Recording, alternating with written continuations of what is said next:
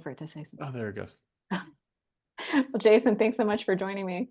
Hey, thank you so much. I've been looking forward to this conversation. Yeah, me too. You were so sweet in rescheduling. I'm sure I had some kind of drama and I had to reschedule. I don't remember what it was. Isn't that funny? How It's very crazy. big in the moment and then it's gone. And then you And can't then even it's gone. remember.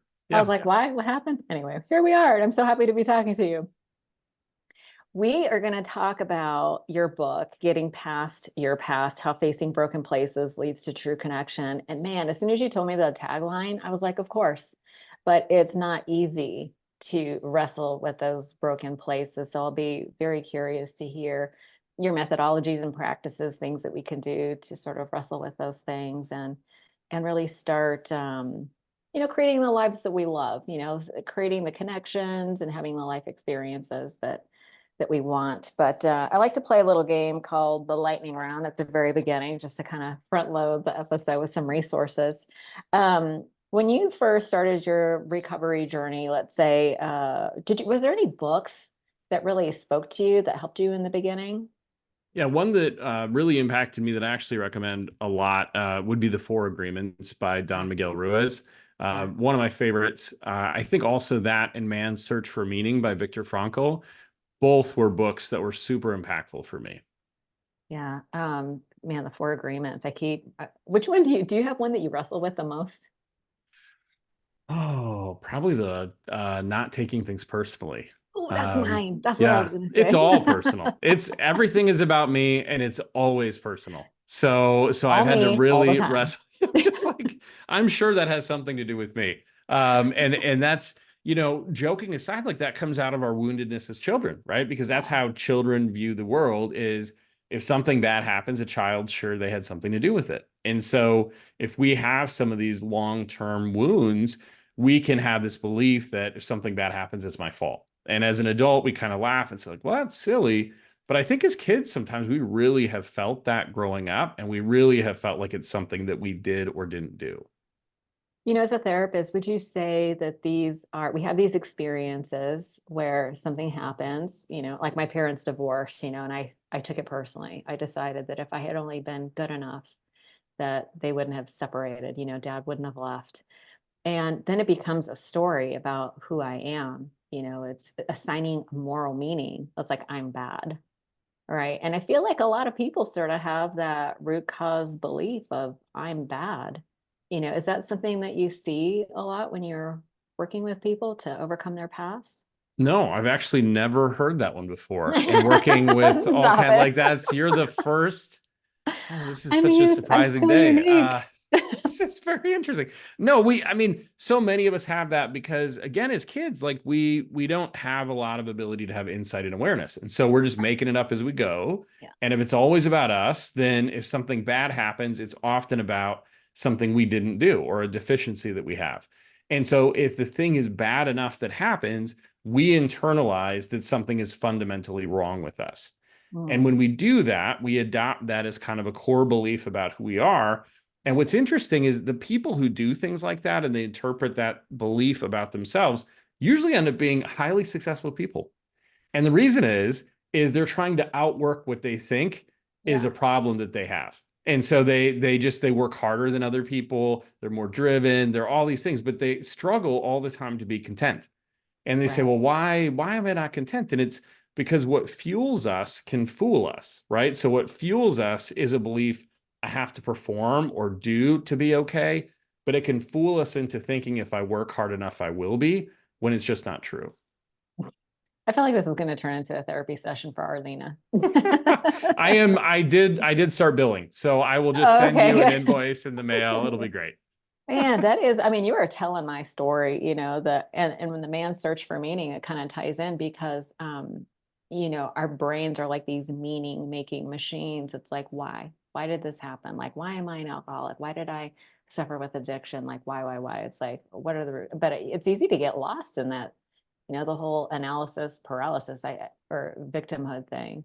How do people work out of that the work I was identifying, oh, workaholic, overachiever, always trying to prove through my value through performance, which is a roller coaster, right? Because when things are clicking and things are producing, then I feel great. And if things are not happening or I hit a wall, then my self-esteem goes down too. So can you fix this, please? I don't know. They didn't teach us the answers at therapy school. We only have the questions. We do not get, well, here's what I would say. For one, every time I read Man's Search for Meaning by Viktor Frankl, I always think like, boy, he'd be a tough guy to complain in front of, just because his story, if he's He was asking in the how you're doing. Holocaust and he survived. He asks you how Yeah. you're doing. You're like, traffic was really bad today and I hate the weather. And you just feel like, oh, I can never tell Victor anything. So there's that. But I think a lot of, the work that we have to do is just, instead of doing, we have to switch to being. And so many of us struggle with that because we're just doing all the time. Yeah. But if that's fueled by this brokenness or this faulty core belief that we have, we will never find satisfaction in it. No. And so we have to learn how to be. And for some people, that's really hard because we've literally spent a lifetime trying not to do that. And so this invitation of like, well, just be you, sounds really scary and loaded. It's like, I don't know that I trust this isn't a trap. You really just want me to be me, even though I'm broken. And so when we can kind of get to that place and say like, yeah, this is me and I'm okay with that, suddenly the performance thing carries a lot less weight in our life. Yeah, I find that doing my own work and working with other women, it's that initial question of who are you? Like when you say being, it's like, well, who is that? And so it's like the three fundamental questions, trying to answer that, like the who am I? What do I want? How do I want to spend my time? Those are like a lot of times, like it's easy to kind of find yourself in that place of like, well, who do I want to be now? Like, who am I now? Because we're constantly evolving. I'm in my mid 50s, and it's good to periodically sort of ask these questions because I'm just in a different phase, and it's a challenging question, especially if you've been so outward focused, to then go, what is it that I really want? That can be a really tough question. Yeah, and if we're so outward focused, we often answer that question with the question, "Who do you want me to be?" So who am I? Who do you want me to be? I will be anybody. I will. What do you need me to like? What do you need me to do? A Which is, chameleon. yeah. Then we get into those like dependent relationships and those things that are really unhealthy because we kind of say like my value is going to be earned, and so you have to tell me what to do to earn it. And so it Right. seems way too simple to say like, oh, what if you just didn't make it weird and do all of that stuff and you just showed up? And we're like, no, no, no, that's way, That's the way too weird part. easy. Yeah, it's like, well, that couldn't happen. But the truth is, like, when we learn to live in that space, things get easier and we start to have a lot more contentment. Yeah. Yeah, it's a practice. Definitely. Hmm. I love that. Those are two great books. Thank you so much for those. Um, do you have a go-to mantra or quote that you live by, something that has meaning for you? Hmm. Yeah, that's a great question. I think there's a Mark Twain quote that I really like, that talks about the best way to have success is to get started, is the gist of it. I'm totally butchering the whole thing, but the gist of it is just do something. And so Yeah. if you were to work with me as a client, you would hear me just always saying like, well, and what are we going to do about that? So I am always looking at like just what's the next step you can take. People Yeah. have asked me, they said, how'd you build a social media following or write a book or do any of the things I've done? And I just am like, I just did the next thing. Mm. It's not that I'm some brilliant person or was born into something. Like I just did the next step and it led me here. And I think if we can lean into that and accept that and do it, like we often get to where we want to go, but where we get stuck is we make it way too big and then we don't even get started. Yeah, I could see how like in my own life, like the next step feels too big, right? And it's so nice to be able, like when you have a coach or something, they can help you break it down to small steps, like micro steps. And just sometimes those little micro steps help you build momentum. Yeah, well, you get confidence. I mean, you get the confidence from keeping your word to yourself. And Ooh, so the more that you do that, the easier it gets. And, I'd argue we never probably get to exactly the spot we want to be and never feel just how we want to feel all the time. But you have to take those little steps to build that. Yeah. You know, it's if you don't have confidence, sometimes that's because you're not doing anything. And so it's really hard to have confidence if you don't do anything. You know, if you were to play like I was at the gym about a week ago and these guys were playing pickup basketball and this guy just like walked in the court. He'd never really played. And he's like, I don't feel confident here. And I thought, you shouldn't. Like you shouldn't feel confident at all. This is like there should be no confidence That is because you haven't accurate. done this. Yeah. And so sometimes I think we go, well, there's something wrong with me if I'm not confident. Uh, And sometimes I say like, well, what have you done to feel confident? yeah, Now, if you walk out there and you've practiced for the last 3 months every single day, you feel different. right. Yeah. Did he end up playing? Yeah, it was terrible, but you know, we're all old, so it was fine. I mean, somebody probably broke a hip and we were fine. But it just really You're made so me funny. think like how many times I've thought in my own life, like, oh, I wish I were more confident without really thinking about like what I'm doing that would actually lead to me feeling confident. Oh, good. What a gem. That is really good. I love that. Do you have a regular self-care practice, whether it's like a daily or weekly? What does that look like for you? Yeah. So I get up usually about 5 a.m. Just because I heard that's what people who are successful are supposed to do. So I get no sleep and I get up at 5. And then every morning I do meditation through the Headspace app, I love which is really Headspace. helpful. I've been with them for a really long time. So Um, are you just picking random ones or do you go through like the sequence ones? Done it both ways. I've done a Okay. lot of their courses, but then I also just do like the very because they have guided and then they have kind of a step under guided where it's like kind of half guided. So I'll do that. Mhm. And then I do like a devotional app that's important to me. And so I'll do that, and that has a meditation attached.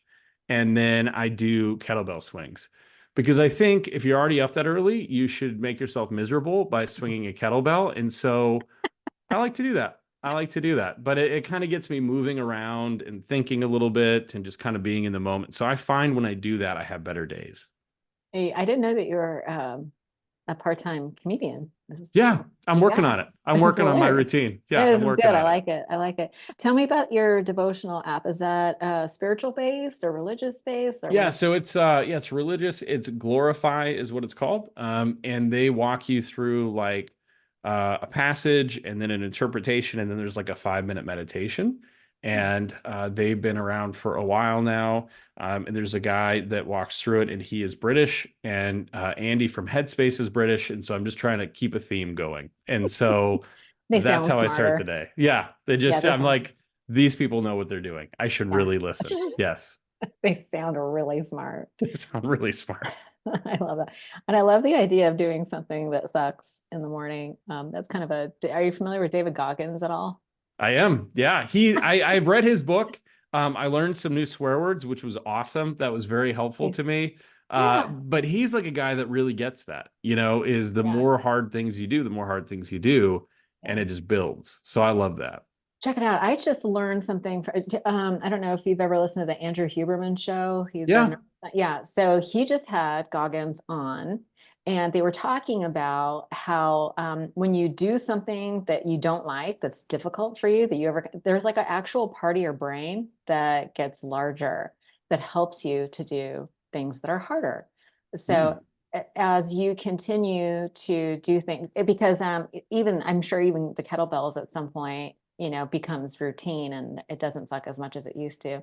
And so the idea is that like we switch occasionally so that if things become rote, you do something else to kind of switch because it like builds that part of your brain. Like there's an actual part of your brain that gets larger. And I was like, that is amazing. David Goggins must have a huge brain because I had a huge brain in my 20s. I did a did lot of stuff in my 20s I you didn't did a want to lot of do. talking. And so I must have had a huge brain. That is Well, great. yeah, yeah. Well, maybe it'll grow back. Maybe it'll come Maybe back. it'll be like your tonsils, your They'll, tonsils, they'll come your, back. your liver No, will but come I back. love I love just doing the thing. And so like with that, I do 75 kettlebell swings. I just see how far I can go before I have to stop. And then I break it into sections. And then when I can do all of them, I up the weight. So I'm always trying to like push it a little farther because I Okay. feel like if Yeah, I do that's that and I awesome. beat my number from the day before, I feel good. Like it's just kind of a win for the day. that we Yeah. start off on. Yeah. And just showing up is actually the win. So if even if you don't break the number, I would imagine that And just it takes the 5 minutes, so it's not like a big time investment. okay, that's not bad.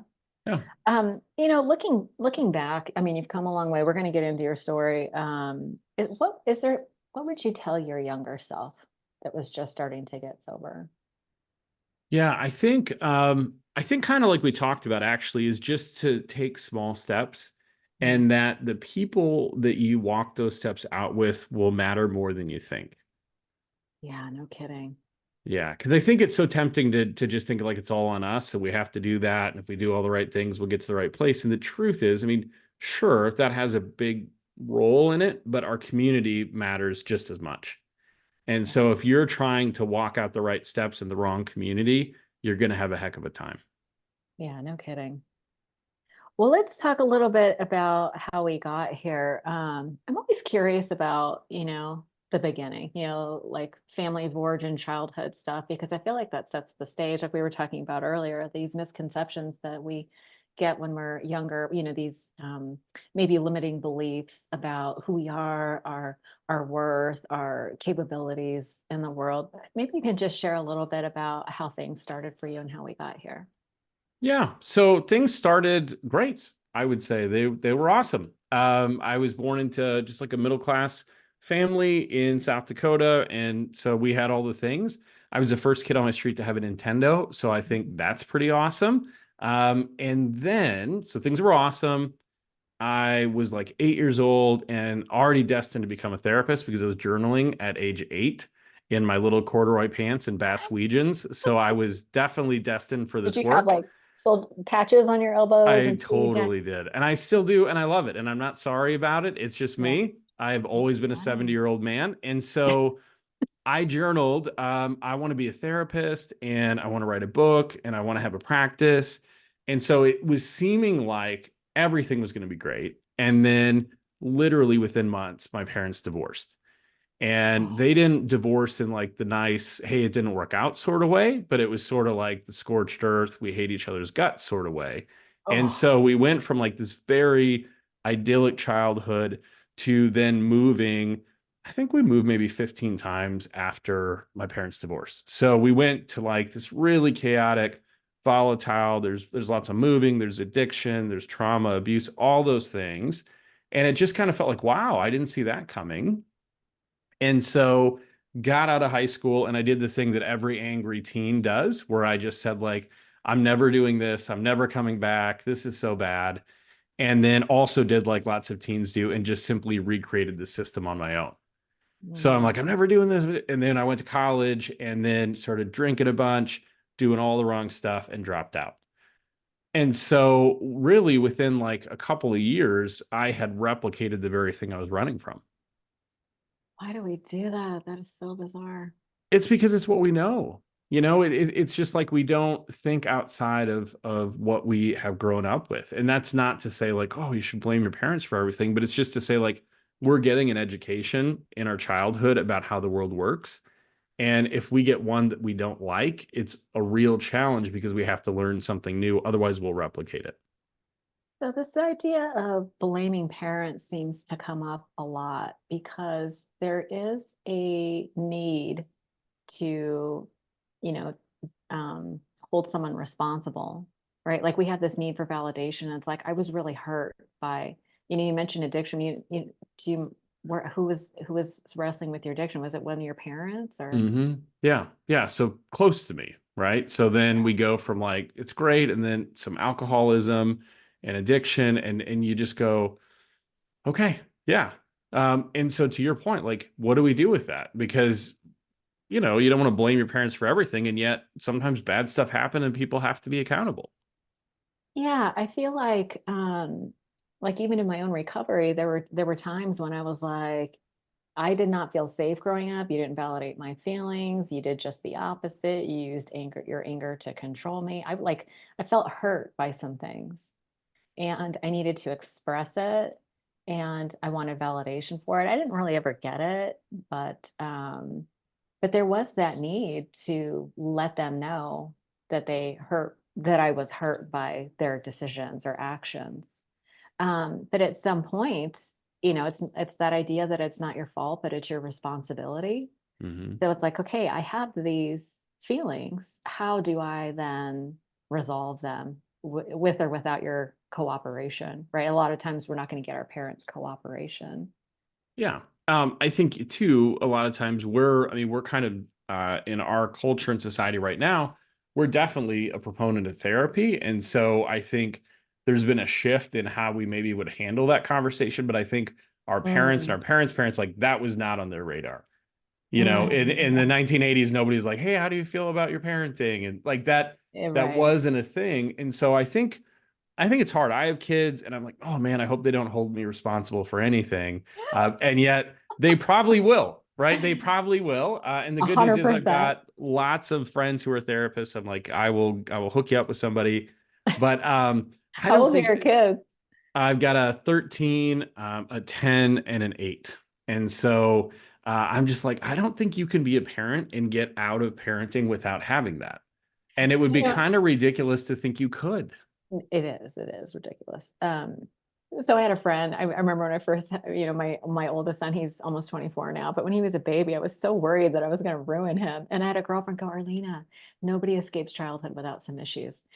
You're guaranteed to get- Absolutely. And if you're like, well, I did it perfectly, that's its own problem, right? I mean, that that's would be total it's like, insanity. yeah, that's a whole nother thing. So I think it's, there's a great therapist, his name is Terry Real, and he talks about this idea of just we're naming, not blaming. So we're just like naming Ah, what happened, we're naming what we didn't get. We're not saying like you did this and now I'm a bad person. Like it's just naming it. And so right. I think if we start there, that's a little more objective conversation where we can kind of speak about what's happened Yeah. and work out from that place. But I think when we go to the blaming, that's really challenging because it essentially says I'm helpless and continue to be. And as adults, we don't have to be anymore. We may have been then, but we don't have to be today. Yeah, that sort of perpetuates the victim mentality, which I really cannot stand. It's not super Okay. helpful. I mean, it's a Mm. lifestyle, but it's not super helpful. It's not helpful, but I have found that it's actually a very powerful position to be in because it's almost like the sickest one in the relationship is the one who controls it. And even if you don't mean to be, um, or don't want to be the victim, it's a tough mentality to kind of get out of because taking responsibility is very uncomfortable. Yeah, it is not my favorite thing. It is it's not my favorite thing at all. There's a guy, and you may know about this guy, but he's a psychologist, I believe. His name's Stephen Karpman, Karpman. But he's got what's called the Karpman triangle, and it basically says that in every relationship, if it's unhealthy, we all gravitate towards one of three positions, and Mm. so one of those is the rescuer, and the rescuer rescues victims, and the rescuer rescues victims, but always with an agenda. So it's never like, hey, I'm doing this, but there's no strings. There's always strings. Okay. So that's the Right. rescuer. Then there's the victim who they don't control anything. Life just happens to them and bad things happen. They can't do anything. And then there's the truth teller who's cynical, who's the bully. And so Oh, Cartman said, we're the rescuer, we're the victim, or we're the bully, and we move around in that triangle. And so what he proposed is that there's a healthy alternate. So the rescuer becomes a coach, right? And a coach is different than a rescuer because they empower other people to get healthy, but they don't do the work for them. A victim becomes a survivor, which is to say, I survived that. I've got agency, I've got control. And the bully becomes an encourager. And so they speak the truth, but with kindness and love. And so I mm, think when we get in that victim space, like it makes so much sense. And certainly some people have had such horrific experiences. I can see why they would feel that way. yeah, But the truth is that only holds you in that place. Being a victim just holds you in that place forever. And right, so what I try to help people do is move to more of a survivor stance, which is to just say, bad stuff happened for sure. And this is what I'm doing about it. right. No, I love that. I love that idea. When you were talking about the truth teller, becoming an encourager, it kind of reminded me of that idea that honesty without compassion is cruelty. Yeah, Yeah, I like that idea. And so compassion, Brene Brown always talks about how empathy is the antidote to shame. And I think the shame is really kind of at the root of being a victim. Like if I were different, absolutely. this never would have happened to me. Yeah, there's usually a deep wound there. I mean, because what's Hmm. true is they don't want to feel that way either. That's not an ideal place for anybody to live. Yeah. Yeah. That is, and that's a more compassionate look at the victim is that you have a deep wound. For sure. I also heard of another sort of triangle where there was a rescuer, a victim, and then the persecutor. So the bully is kind of like that's kind of what represents the bully Very similar. Yep. Yep. because And it's a so that truth. might even be an adaptation. I mean, therapists, psychologists, we can only think in shapes. So if it's a shape to explain something, it was probably one of us, right? It's like there's a Yeah. circle. There's every time with Yeah. my clients where I'm like, let me draw this triangle. They're just like, okay, all right, that Another whatever. triangle. Here we go again. Fine, Jason. Draw the shape, explain it. I get it. Yeah, shapes are very helpful. That's funny. Okay, but back to you a little bit because so you go through, how old were you when you started? Was it alcohol, drugs? Like what were you use I was kind of alcohol? equal opportunity. I mean, I didn't want to limit myself. And so alcohol was Open-minded. really the biggest problem for me. Yeah. And then where that led was just, once I would have too much drink after that, kind of open for ideas and suggestions. Right. Yeah. And what was it? Did you have like this moment of clarity or a process where you came to the conclusion it's like something needs to change? Yeah, this is going to be super cliche, but I'll tell you anyway. I literally had this moment where I had just said, okay, I'm gonna be this different person. I declared all these things and then had dropped out of college, was living in an apartment I couldn't afford. My car's about ready to be repoed, and I'm hungover, and I walk by the mirror in my apartment and I see myself. And I know it's a little cliche, but like I literally saw myself and just thought, like, I hate this person. Like, this is terrible. Like how if I got to build anything, this is what I built. Like, how did I do this? And so I would like to say in that moment that everything changed, but it really didn't. It just planted a seed. And what that seed was is if I don't do something different, I basically have a crystal ball and can tell my future. Like I can, in my early 20s, I can call it for the rest of my life because I've seen it happen. Or I need to do something. And so I think within that, that seed started to grow a little. I didn't know what to do with that. It wasn't like I made big changes the next day or something, but it was just this idea of like, oh, I just don't want to keep living this way. Yeah. What was your next step? Yeah. So, I mean, I think from that place, I tried just as best I could to get it together. But again, I was trying all on my own. And so if I was great at making decisions, I wouldn't have been in that spot. So the problem was it's, you call it stinking thinking or whatever, but it was like I had gotten myself into that. And so it was unlikely I'd get myself out. And so some time went by and I met my now wife, but I met her and really honestly, like for the first time in my life, somebody loved me enough to hold me accountable and Mm. it just sort of won my heart. I mean, I thought she was just the bee's knees. I was all about it. And she's like, hey, Jason, you're super cool. And I think you could do a bunch of stuff, but like, you kind of have to pull it together. Like, this isn't going to work otherwise. And for me, that was probably the first time in my life somebody ever said, like, oh, yeah, I love you, but like, this is completely unacceptable. And Yeah. it really just stuck with me. I was like, oh man, okay, well now like maybe I should try to do something. And so that was, and I think that's for a lot of people, but that was the catalyst for me to start leaning in and doing some work. Yeah, it's so funny. It's like we have the idea, but sometimes we don't have the incentive or the leverage over ourselves until, there's something about having accountability, like looking into the eyes of someone else and actually seeing yourself to be like, okay, I actually have something to lose if I don't change my behavior. So that was the catalyst, and that's so sweet that she saved you. Yeah, which is also what therapists tell you never to do, by the way. So I that's know. any Yeah. therapist is like, don't ever do that, Jason. You shouldn't tell people. But I'm just going to tell people like that's how it happened. And that for me was interesting because I was woefully unprepared to care for a healthy relationship. So there Right. was a huge learning curve, right? It was like, well, I want that. And now what do I do? And so one thing about me that's kind of been true my whole life, and I was probably a very annoying child, but I will just ask people how to do things. So I've never really lost that. And so for me at that time, I just started asking people around me, like, how do you be sober? How do you make good decisions? How do you be in a relationship with somebody? How do you do all these things that I'm really not good at right now? And I know sometimes people say, well, that's too simple, but literally that's why it worked, is because I Mhm. just got really good at asking the questions to people who were willing and able to answer and then doing what they told me. Ah, taking direction. Yeah, because I mean, I wasn't doing a great job. So I was like, hey, I got myself here. You seem to know what you're doing. So how do I do some of that? And So along the way, yeah, did you find somebody who was sober and you said, how did you do it? And then yeah, how yeah. did you I find just, somebody? Did you um, did you go to rehab or do 12 step or anything like that? no, I just, what the deal was is, so I've been a sales guy, really my whole life. I've been interested in sales and networking. And so my first thought was kind of like, who do I know in my network who's Mm, doing the stuff I want to do?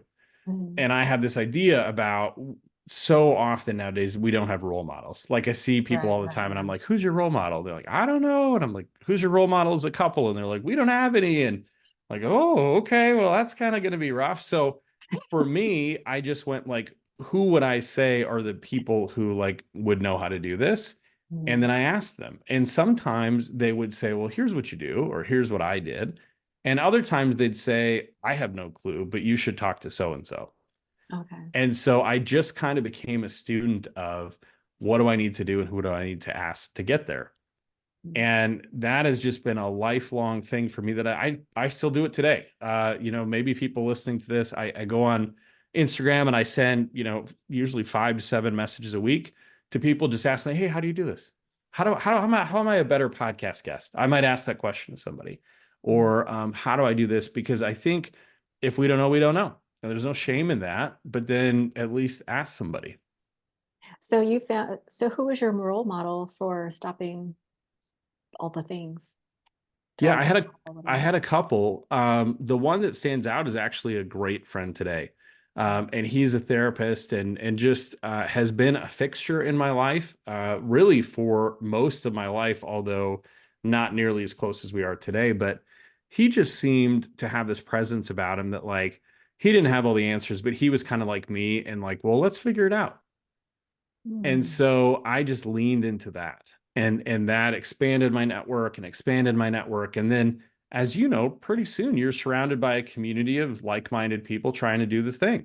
yeah, yeah. Were there specific practices or I mean it sounds like you always had journaling, but was what did he suggest to you to do? Like what kind of helped you? Yeah. So for me, faith was important. So that was a big driver for me. When I started to get healthy, I had, I'm a Christian, but I had like major beef with God. So that was number one is Same, like, ooh, same, got to probably same. figure that out. And so that was kind of his recommendation. And then meditation has been a game changer for me. And so I just started to do that. And I was like, I don't know how this works, but I'm going to do it. And so I did it. I also ran, which I always have liked running, but I got into running, would run a lot. And for me, that's kind of an active meditation. And so those things really helped me to get my head on straight.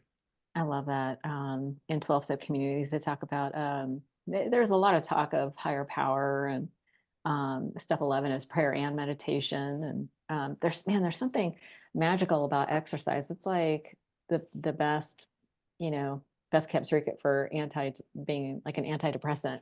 Yeah, you shouldn't, you're going to put me out of business. Please don't say that. Yes. Yes, but it is true. I mean, I mean, and research has told us that. Like research says, hey, literally, like the results are similar to taking an antidepressant.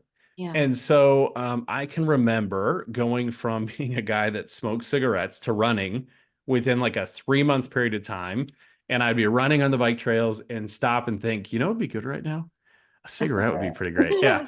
And so, but I just kept running. I just kept running. And so I was like, don't do that. Just keep running. And then I found friends that ran. And so the other part that I tell people is you build a community around the things you want to keep. Ooh, And so for me, that was running, that was my faith, that was meditation. Like I built a community around the things I wanted to keep. I got to write that down. That's going to be the clip. Great. That's perfect. Things you want to keep. Um, Yeah, because I feel like in the beginning, when people are, coming to this idea that they want to quit drinking, it is actually a process of redefining your identity. Like I used to be the party girl. I was the wild and crazy one, or I was the funny one, or you know what I mean? Like along those lines. And when I, stopped drinking and doing drugs and all that, it was like, well, who am I now? Yeah, and Turns our out, yeah, I could still be all the things, but not in a destructive way or in a way that I would regret later because I used to regret things. after the fact, you're like, maybe I wasn't as funny as I thought. I used to Uh, wake up the next morning and I'd be like, what was that all about? that joke wasn't as funny as I thought. Yeah, absolutely. Because I think what happens is that we wrestle with our own identity, and sometimes we're strong enough to be open to changing our identity, but then our community is like, hey, wait, wait, wait, remember who you are. You're the funny Yeah, drunk one. And yeah, so if we change our mind, but we don't change our community, they're going to keep us stuck in the same spot it's true. because Yeah. they're going to say, "Hey, remember when you did that?" And so many people notice this, right? Like if you decide to quit drinking or do whatever, and then you go around those friends, like they go, "Well, hey, real quick, how do we relate to each other again?" Well, let me remind you of the things you did that you're trying not to do. And you're like, okay, yeah, well, let's talk about that. But eventually, you see, like that relationship is kind of like go this way or that. So Yeah, either I do more of the same or I change the people. And so what I'll just tell people is like, you don't have to change the people. You just have to invite them into a different relationship. right. And they will or they won't, right? Sometimes you'll be shocked because they'll want to change too. And other times Yeah. they'll just say, it's not for me. And you just go, okay, I get it. I have found that the people who want to join you were your true friends anyway. They were the ones that would always support you anyhow.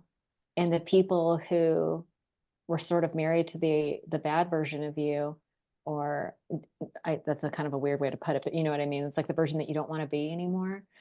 They fall away anyhow. And they were always going to. Those are not sustainable relationships anyhow.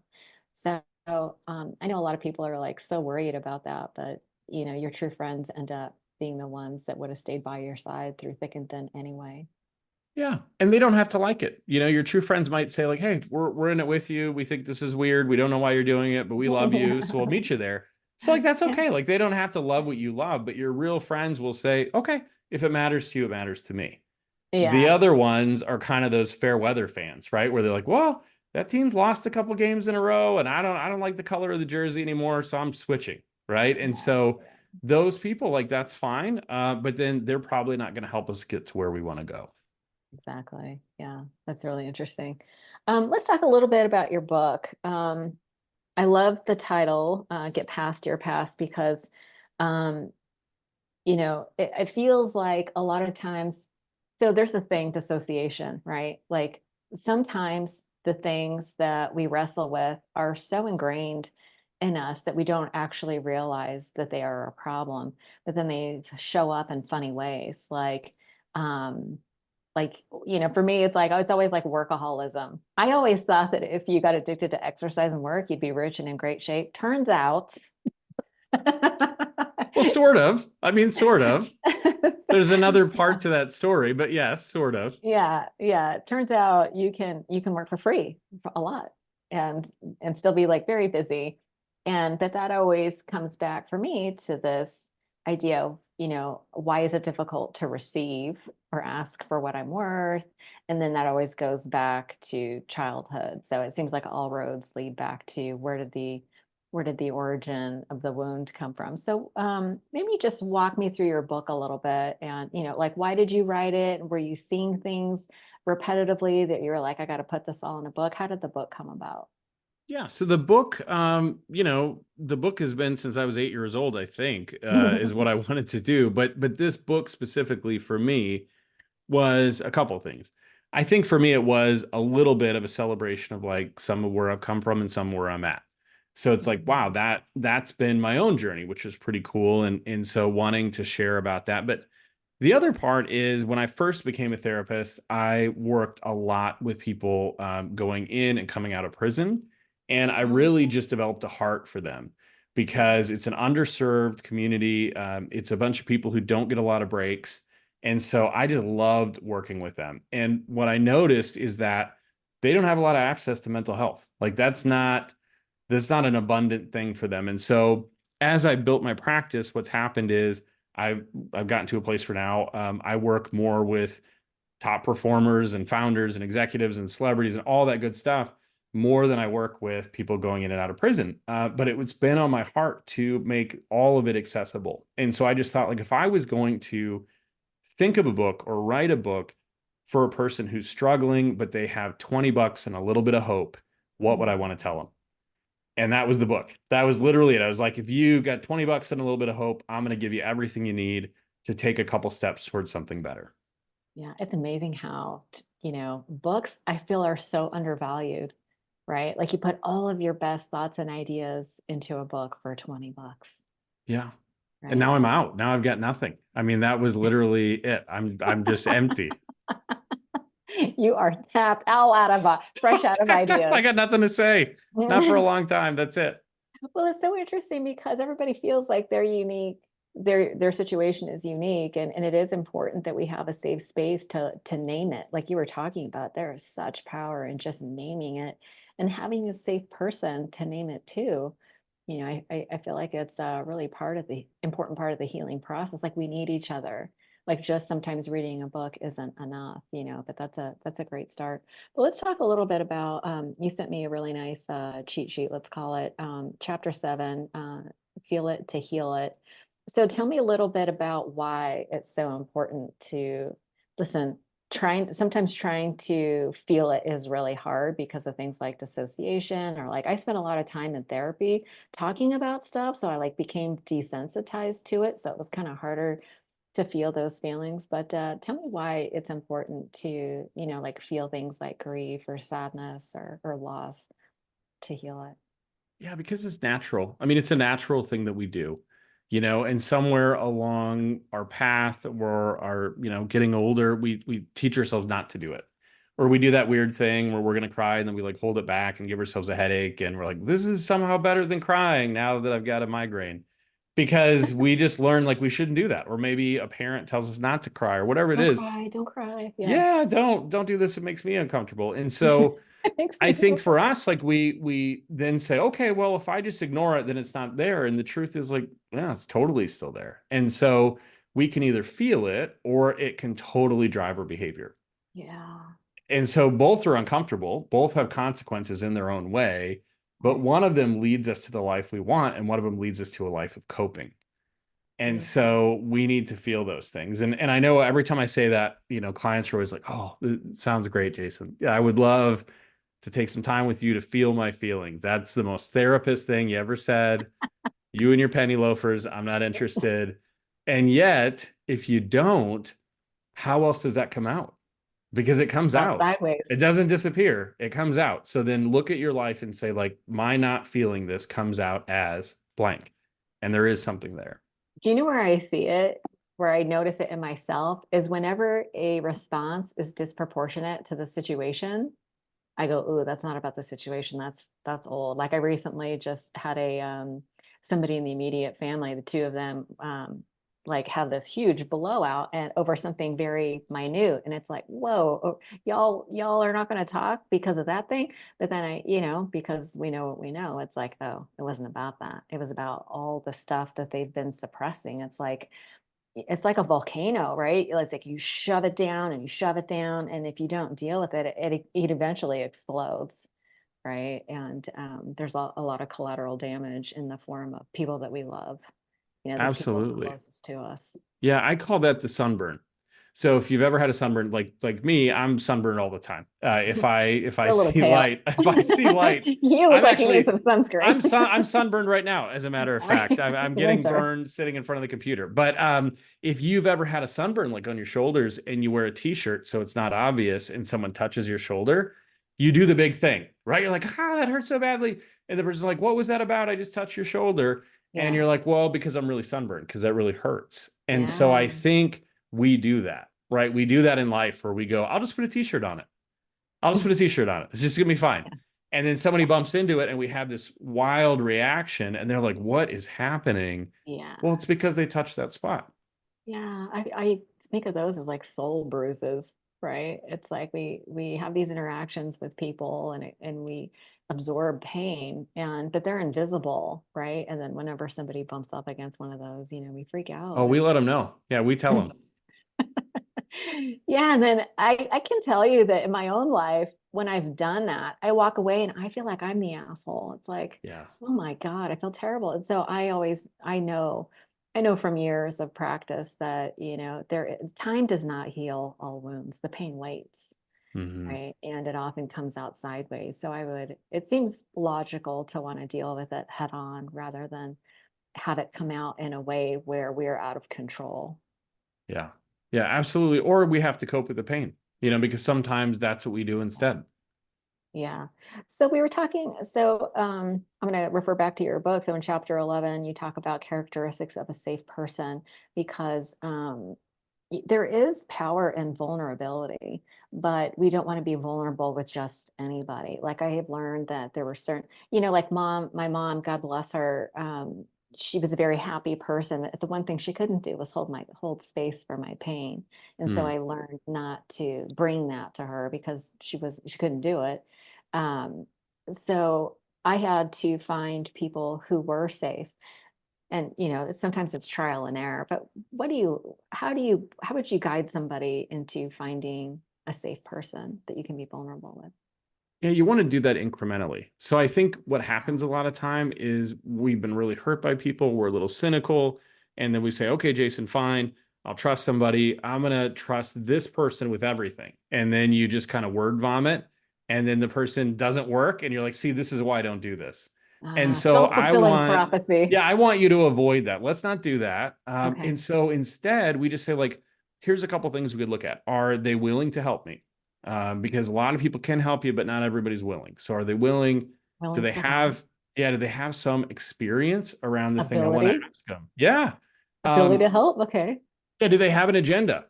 We would hope they don't, right? Other than to keep our best interests at heart. Yeah. Ooh, that Are one might be confusing because I identified as the rescuer, and sometimes I do it so that I can feel comfortable or that I can okay. feel worthy. And I'm just going to tell you how it Well, is. that's honest. Hey, from one rescuer to another, Yeah. welcome. There's a club. We meet on Thursdays. It's great. But yeah, you ideally want to find someone who is just like in it to help. Like that's their thing. Like it's not, there's no strings. They're not trying to get you to do something. They're just like there. And then someone that's going to be honest with you, even when it's Mm. hard. And to Honesty do with it, compassion. yeah, to do it kindly. And then that person who is a good listener too, and they give you space to be you and they actually like Mm. that person. Mm. And so if you think you have someone in some form of that, then you incrementally start to let them in. So Okay. you kind of say like, hey, here's sort of the roundabout of what's going on for me, and you see how they respond. You don't say, hey, I want to tell you my deepest darkest secret. What do you think? Because again, maybe we got it wrong. Maybe we're not so good at guessing. Oh, And by the way, what so was your last name? it's like, well, I've done that. I've been like, hey, let me tell you all my secrets. And the person's like, I don't even know who you are. I'm just Oh the my attendant at gosh. Chick-fil-A. And so I'm like, oh, I'm so sorry. I need to qualify people. And so you want to just kind of say, like, okay, as much as my heart wants that connection, I have to take it slow because I'm worth taking it slow. Yeah, I mean, I feel like sometimes we are just so desperate to be heard. It's like you hold it in for so long that you're like, okay, I'm finally ready to talk about it. It's like it rushes out. Like I used to find that like what I needed to say sometimes would just rush out and I'd just be like, ooh, did I just make it weird? Sorry. Well, I'm always like, well, I know I feel better. I don't know about anybody else, but I feel a lot better right Thanks now. for that. Yes. Thank you. No, I got to get going. I've got an appointment. Take care. Yeah, I yeah, feel great. here, hold my baggage. Yeah, it was so funny because, I was heavily involved in 12-step communities and I was sober for a long time. And I'm a trustworthy person, but sometimes people would come to me and then they would tell me all these secrets about other people that I knew. And I was like, I did not sign up for this. It's like you need to ask permission before you hand somebody Your secrets. Well, Some because of it us matters. don't want Yeah, to because know. it matters. Yeah, and not everybody is going to be in a place where they want to receive that, and that's okay. And Yeah. and so not to plug therapy, but sometimes that Love first therapy. person you do that is a therapist, right? Because therapists are kind of bound to be safe people. We're not always, and we're flawed, and all that stuff is true. Yeah. But a lot of times, if you have the means, a therapist is a great first person because when Hmm. you do that to a therapist, they're gonna be like, "Oh, this is just a Tuesday," right? Like they're just gonna say, like, "Yep, you are the third person today that's done this, and let's work through it." And so it's a safer place to practice. But ideally, what I always tell my clients is if I do a good job, I want to teach you how to have community that helps you with this so you can Yeah. do it out there on your own. I think peer support is super important. Like I always did both. I think from right when I joined the 12 step, I immediately started going to therapy. It was hugely helpful. And I did have this one person in my life, it was peer support, tell me, she suggested that we not use names Mm. because that kept the focus on me and like what was going on with me, because it would be so tempting for me to, when I was complaining about somebody that hurt me or that I was having a problem with, to be like, let me explain this person to you to justify my reaction. And so she was like, oh, let's not use names. I thought that was genius because I was like, oh damn, now I It just have is, to but who likes that? Nobody likes that. That's a terrible listen. idea, but it Yeah. probably helped. Yeah, it was really an interesting experience because yeah, it put all the focus on me. But no, I've been lucky to have like really good I've done like process therapy and IFS therapy, cognitive behavioral. I did EMD. I did all the things because I love me some therapy. It's just it is uncomfortable, but like these were really safe people that allowed, you know what they did is they would create a safe place for me, so safe that it allowed my stuff to just bubble up. Like I didn't have to reach for it. It Yep. just And allowed. they know where you're going, right? So like they also facilitate that. Yeah. Yeah. Yeah. I often say that in my own coaching that I make people cry for a living. Well, we're all proud of different things. But sometimes that's the thing people need most, right? Is they Oh need yeah. they need to be able to feel some of that. And Yeah. so I always tell my clients, like, well, this is the best place to cry ever. Yeah. Because literally I have Kleenex boxes every 5 feet. So you're safe, you're covered. Tears are pain leaving the body. So that's amazing. Absolutely. Um, no, I really feel like we could sit here and jab forever. At least I could try to get some more free therapy out of you. But if you sounds like you're available to help people, how do people find you on the interwebs and how do you work with people? Yeah, so I do coaching, I do therapy, but probably something that a lot of people do with me is I'm known for doing intensives. And so an intensive is just kind of where I meet with somebody for a day, 2 days, or 3 days. And I do that for individuals and couples. And we really just get to the heart of whatever the issue is. And Mm. so that's the thing I've been specifically trained to do. And I've really built a practice around it. So I kind of fly all over the world actually doing intensives for clients and couples Wow. because it just changes hearts. So a lot of times we talk about like how do we get a heart change versus a head change, and it Yeah. usually comes outside of just an hour by hour. It's about spending a lot of time together, and so I do those. And then Jason VR is my website. And if you are listening to this and you're thinking like, oh, this guy's voice, I wish I could hear it every day. Surprise, you can. I'm on Instagram. I post daily, near daily, and so I do relationship tips there. Okay. So you mostly focus on people healing from relationship issues? It's all relationship issues. Yeah. So what I found is at the end of the day, all of our stuff is about how we have a relationship with ourselves and others. And if Yeah, we can figure that part out, we're okay. I love it. Well, Jason, thank you so much for your time today. You're super funny, but also really rich content, which I appreciate so much. So thanks for hanging out with me. Hey, this was such a good conversation, and you were funny too. So this was great. I Thanks. had an awesome time. Yeah, we'll talk real soon. Thanks so much. All right. Thank you.